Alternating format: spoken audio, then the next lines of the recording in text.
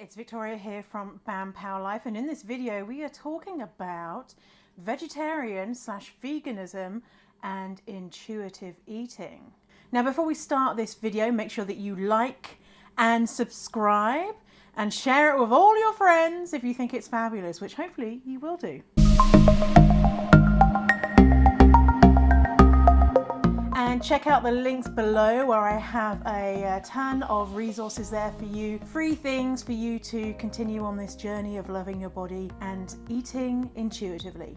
So I did a webinar recently and someone asked me, is intuitive eating something that you can do if you are a vegan or vegetarian? And I thought that that was an incredible question, and this is something that I've not spoken a lot about because I don't want any type of telling people what types of food to eat for any reasons, whether it's moral, ethical, whatever. But I have been a vegetarian for probably about 8 years now. And the reason I'm vegetarian is that I've just never really liked meat. I've always been a bit grossed out by it. And also because I feel quite a lot of empathy towards animals, and so it makes me sad thinking about them suffer. So I am an intuitive eater and I am also a vegetarian. I used to be a vegan. Now I don't like telling people that I'm a vegetarian, my audience, just because I don't want people thinking that I'm making judgments on the fact that they eat meat. You eat meat, go ahead, go wild. And so the question is, can you be a vegetarian/vegan or some sort of eating thing and still be an intuitive eater? So the answer is maybe. It all depends on the reasons behind it. So a lot of people use vegetarianism or veganism as a way to continue to restrict food, and the reasons why they're doing it is just because they want to control their diet and lose weight, and the reasons behind it are not necessarily positive for their mental well-being. And so for me, when I started on this intuitive eating journey, I was just like, I don't know if I can be a vegetarian anymore, because is it disordered eating?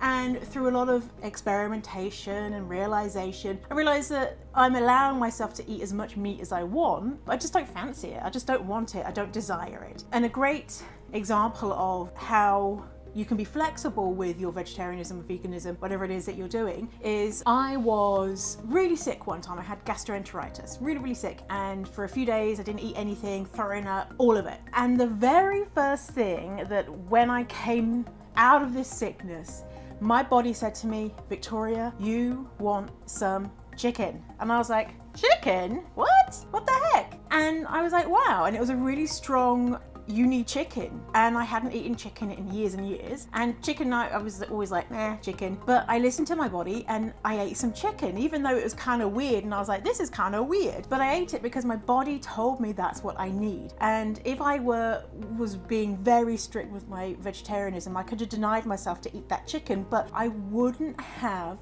been an intuitive eater at that moment. And so for me, being an intuitive eater is more important than being a vegetarian. So is there something negative behind the reason that you have any type of restrictive eating? If so, you may want to consider taking a pause on that while you work on your intuitive eating journey, or stop altogether. But if you realize that you truly do allow yourself anything that you want, even if it's something that you don't normally eat, and you're just not that bothered about it, or you feel very passionate about something and it's something that is positive for your brain and your mental well-being, then that's okay. But you really need to examine what is going on there, and remember not to be preaching to others about their food choices. And so as a vegetarian, I never ever tell people, oh, you should really stop eating meat or anything like that, because that fucks people up. Like food and guilt, no, it's not my place to say anything about your diet or what you're eating or what you choose to put into your body.